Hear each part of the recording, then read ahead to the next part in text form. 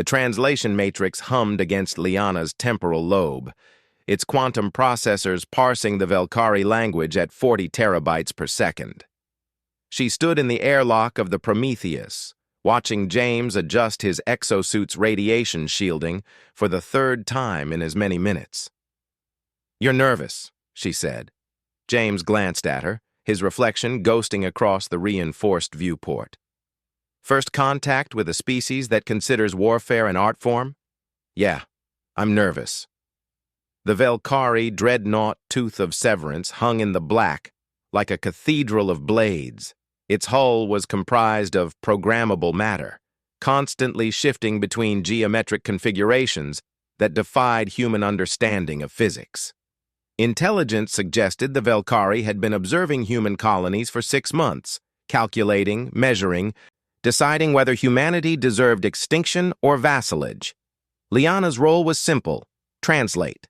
The Velkhari communicated through a combination of electromagnetic pulses, gravitational fluctuations, and something the xenolinguists called probability speech, utterances that existed in quantum superposition until observed. She was one of 12 humans in the galaxy with the neural architecture to process it. James's role was simpler still. Don't start a war. The airlock cycled. Velkhari atmosphere rushed in, methane heavy, dense enough to see. The dreadnought's gravity took hold, pulling them across the threshold into a chamber that seemed to fold space around them. 3 Velkhari waited. They stood 12 feet tall, their bodies composed of interlocking metallic plates that shifted color from bronze to obsidian.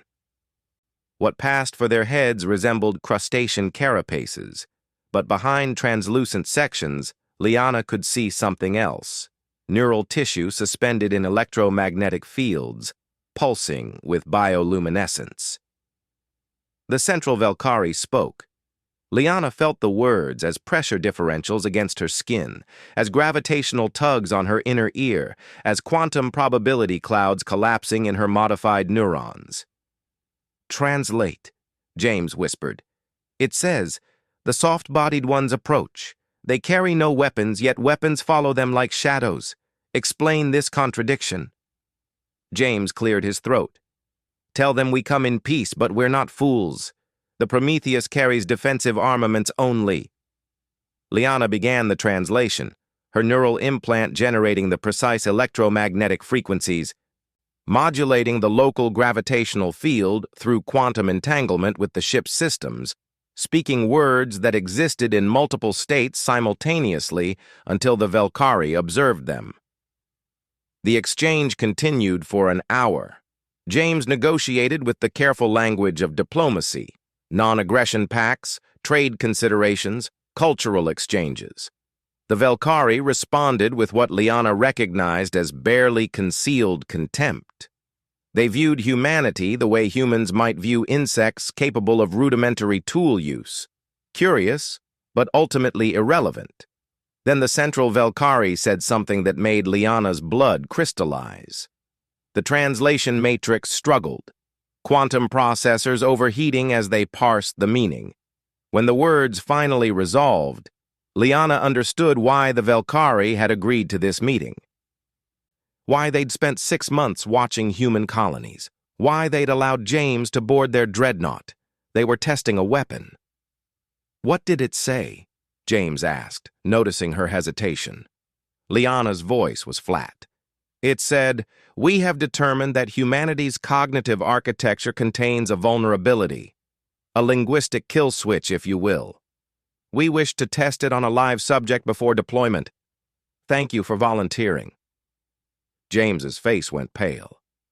"Liana, we need to—" The Velkhari spoke again. This time, Liana heard the weapon. It wasn't words in any traditional sense. It was a cognitive virus, a self-replicating idea packaged into quantum probability language, designed to exploit the exact neural pathways that made human consciousness possible. Once heard, it would propagate through every synapse, rewriting personality, memory, self-awareness into a single overriding command: cease. But the Velkhari had made one critical error. They assumed Liana was only a translator. Her neural modifications didn't just allow her to understand Velkhari language, they made her the only human capable of speaking it. Truly speaking it, not just transmitting pre-generated phrases. And she'd spent the last 6 months studying every piece of intercepted Velkhari communication, parsing their military protocols, their command structures, their weaknesses. She knew their kill command, and she knew theirs. Liana spoke. The sound that emerged wasn't sound at all.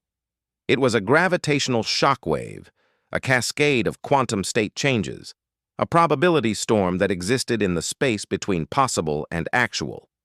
The Velkhari translation matrix in her brain overclocked, neural tissue burning as she pushed it beyond designed limits.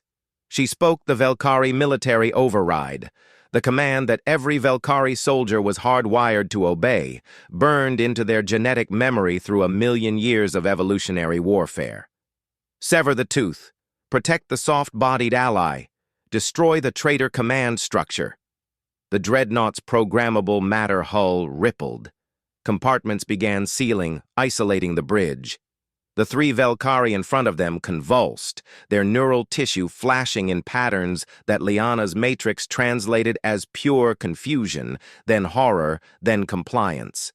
The central Velkhari collapsed. Its metallic plates scattered across the floor, biological components shutting down in cascade failure. The other 2 began moving, their bodies reconfiguring for combat against their own ship's command center. James grabbed Liana as she stumbled, blood trickling from her nose. "What did you do?" "Their mistake," she whispered, her voice raw.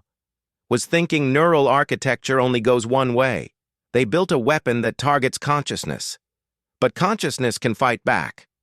The Prometheus's communication array crackled to life. The Dreadnought's AI was broadcasting on human frequencies. Alliance protocols engaged, Velkhari command structure neutralized. This vessel now recognizes human authority. James stared at her. "You just took control of their entire ship." "Not their ship," Liana corrected, watching through the viewport as Velkhari vessels across the sector began changing their configurations, responding to the command she'd injected into their communication network. Their fleet. She'd spoken the kill command, just not the one they'd expected. And in the space between stars, humanity learned what the Velkhari had forgotten. Sometimes the most dangerous weapon isn't the one you build, it's the one you teach your enemy to speak. Andy.